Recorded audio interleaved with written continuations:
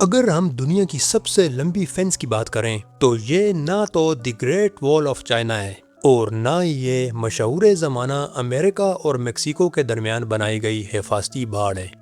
دنیا کی سب سے لمبی فینس آسٹریلیا میں موجود ہے جسے ڈنگو فینس کہا جاتا ہے، لیکن یہ فینس انسانوں کو روکنے کے لیے نہیں بلکہ خونخوار جانوروں سے بچنے کے لیے بنائی گئی ہے۔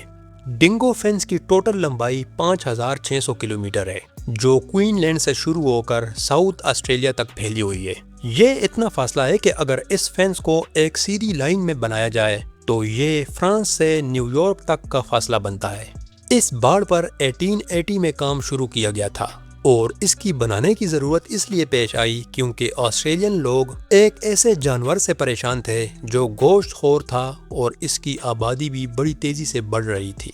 اس اینیمل کا نام ڈنگو ہے اور یہ 4000 سال سے آسٹریلیا میں پایا جاتا ہے۔ ڈنگو کو ایک چالاک شکاری سمجھا جاتا ہے جو 180 ڈگریز تک اپنی گردن گھما سکتا ہے۔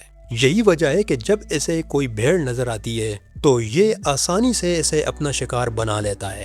مقامی کسانوں کا نقصان دیکھ کر گورنمنٹ نے یہ فینس بنانے کا فیصلہ کیا۔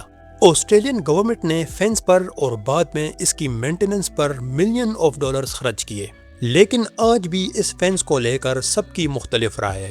کچھ لوگ اسے انسانوں کو جانوروں سے محفوظ رکھنے کا ایک اچھا آئیڈیا سمجھتے ہیں، دوسری طرف کچھ لوگ ایسے بھی ہیں جو یہ مانتے ہیں کہ اس فینس کے فائدے کم اور نقصان زیادہ ہیں۔ ڈنگوز کو ایک علاقے تک محدود کرنے سے بھیڑوں کو تو بچا لیا گیا ہے، لیکن ساتھ ہی کینگروز اور ایمیوز کی پاپولیشن میں بڑی تیزی سے اضافہ ہو رہا ہے۔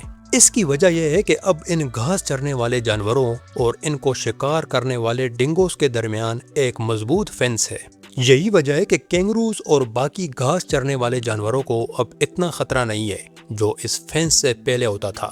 آپ یہ سوچ رہے ہوں گے کہ یہ تو اچھا ہے، اس طرح سے گھاس چرنے والے جانوروں کی پاپولیشن بڑھتی رہے گی اور ایٹ لیسٹ گھاس چرنے والے کچھ جانور انسانوں کو فائدہ بھی دیتے ہیں جیسے بھیڑ بکریاں اور گائے، لیکن ایسا نہیں ہے، بلکہ سچ یہ ہے کہ اس کیس میں الٹ ہو رہا ہے۔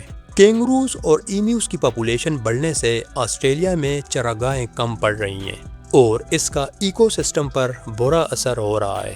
اس باڑ نے دو مختلف قسم کے ماحول بنا دیے ہیں۔ جب دونوں سائٹس کے جانوروں کے مائیگریشن کا وقت آتا ہے تو کئی جانور اس باڑ میں بری طرح سے پھنس جاتے ہیں۔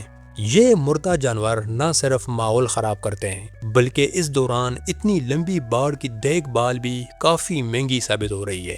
آسٹریلین گورنمنٹ کو ہر سال کروڑوں ڈالرز صرف اس کی مینٹیننس پر خرچ کرنے پڑتے ہیں۔ اس کے علاوہ اسپیس سے یہ بھی دیکھا گیا ہے کہ آسٹریلیا کی زمین بنجر ہو رہی ہے۔ اس کی وجہ یہ ہے کہ ایکو سسٹم میں خلل آنے کی وجہ سے مٹی کی کوالٹی خراب ہو رہی ہے، گھاس چرنے والے جانور زیادہ ہو گئے ہیں اور چراگاہیں ختم ہو رہی ہیں۔ ڈنگوز کے نہ ہونے سے لومڑیوں اور بلیوں کی پاپولیشن میں بے پناہ اضافہ ہو چکا ہے کیونکہ ان کے سب سے بڑے دشمن شکاری کو قید کر دیا گیا ہے۔